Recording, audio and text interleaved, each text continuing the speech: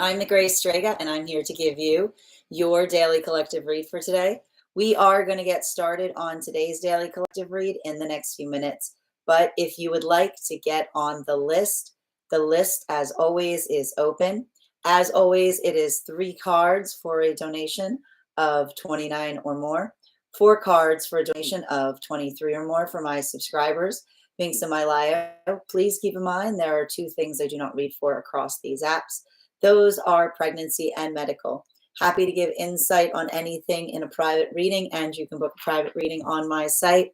We are also doing 2 giveaways today.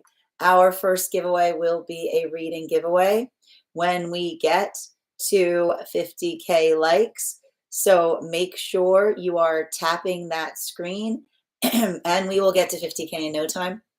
The other giveaway we will be doing today is we will be doing a free reading for the highest gifter between now and the conclusion of the daily collective read. So I wish you a lot of luck if you are participating in that giveaway as well.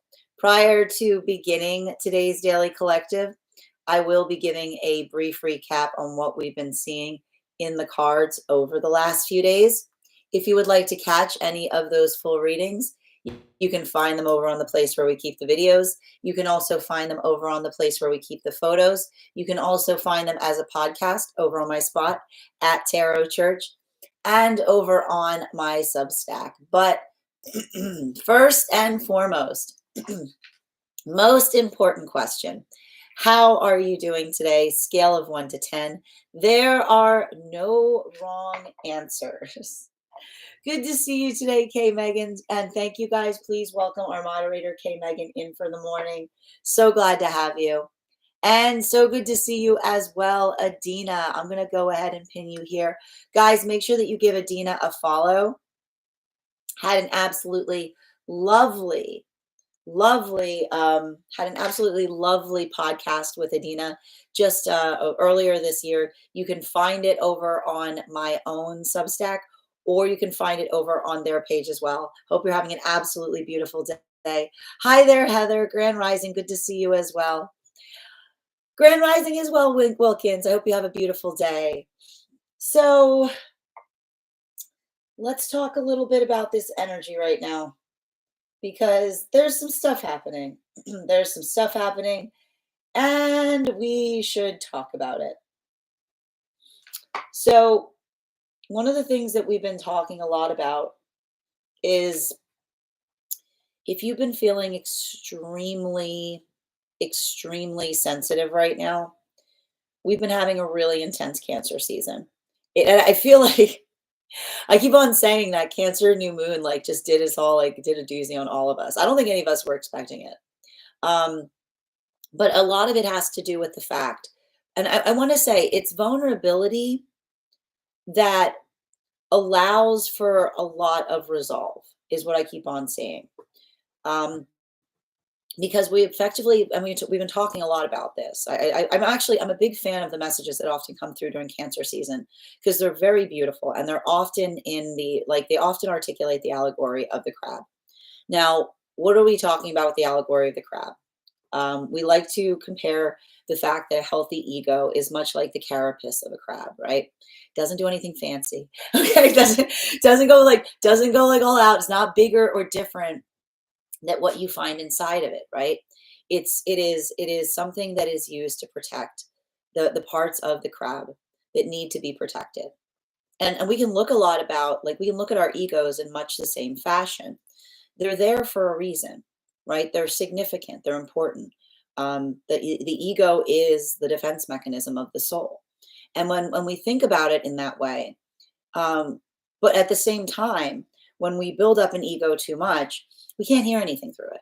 We can't see anything through it, right? It's like it becomes impermeable to a certain extent. And that's why we often work through during Cancer season, a lot of those lessons that sometimes feel like they challenge our own sense of vulnerability. Because when we're feeling energetically vulnerable, but we're also able to kind of work through the space of our ego, right? We can communicate through it. We often speak towards our vulnerability, right? And this is important because this is what we talk about in relationality towards at the heart of communication, right? Speaking upon what we feel vulnerable about allows us an ability to be able to heal. It allows us an ability to be able to strengthen. But when we just react because we are feeling vulnerable, right? When we react because we're feeling vulnerable, that's the ego, right? Like that's the ego. That is the energetic ego to a certain extent, right? Because I told you, it's like the shield. It just wants things to bounce off of it.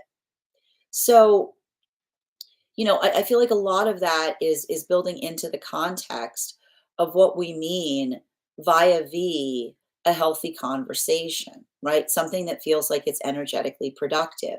And what we're also identifying is for a lot of the energy right now in separation, like working on the self, right? I would not be surprised if there isn't a lot of energy right now in separation, thinking upon the self.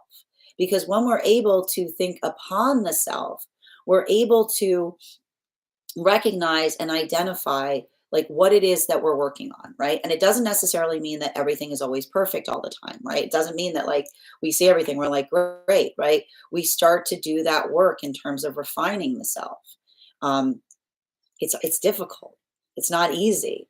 But that type of work, like this is what we like, and this is what I feel like, and I'm gonna be talking a lot about this I'm working on the article right now in my mystic meditation section over on the Substack related to this Capricorn full moon, right? The ability to do something better, like the ability to kind of refine the self, right? Like putting that work upon the self. This is what allows us to like come into the space of effectively becoming perfected.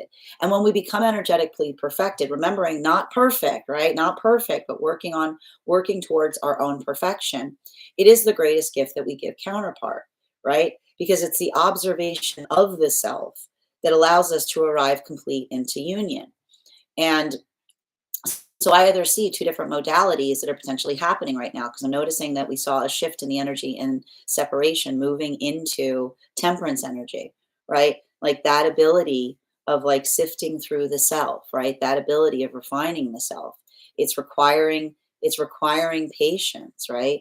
It's requiring a lot of that being patient with the self because when we're patient with ourselves and working towards our perfection, where effectively we think about that as not only the gift that we give to ourselves, but it becomes the gift that we give to everyone around us, right? Because and this is bringing us into Leo season, right?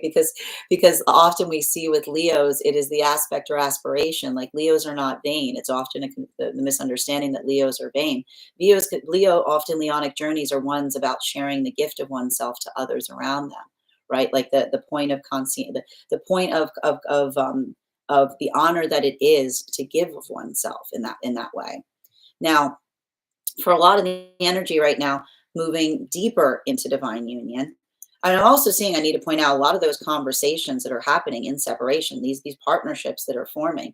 This is what I mean, like potentially sifting through the self via the conversation. These can be some very, very heartfelt conversations that are happening right now.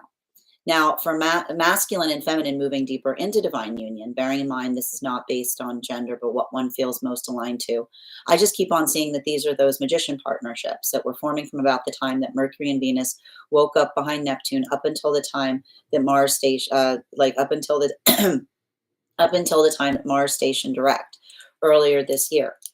Now, for a lot of those relationships, that ability to correction, I want to correct what I just said. Those were between the time that Mars and Venus woke up behind Neptune up until the solstice. Those were the magician partnerships. Correction.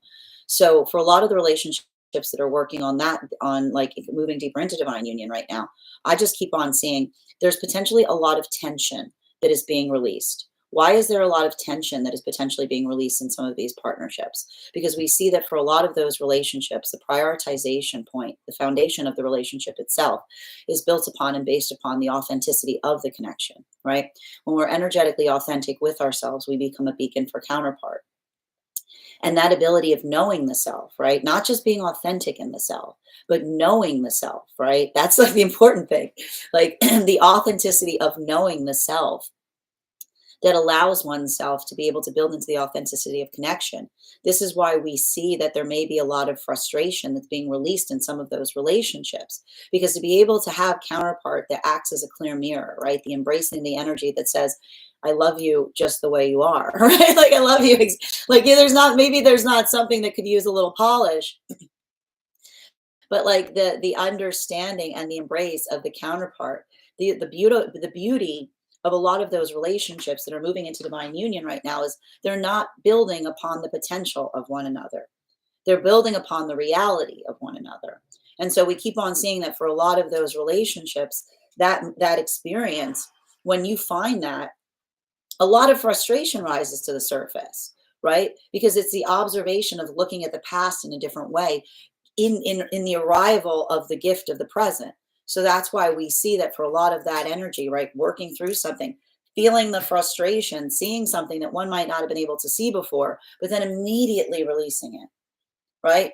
Like immediately letting it go, right? This is the energy that's working on like the rapid pathwork of wisdom that often creates that space that we see, like we find something, we see something, and then we're immediately okay with it because we're just able to kind of move through it, right? It's a lot of that type of energy. This brings us to a lot of the energy that's deep within divine union right now. And for a lot of those energies that are deep within divine union, these are specifically those chariot relationships that we're starting from at the time that Mars stationed direct up until the time that Mercury and Venus woke up behind Neptune.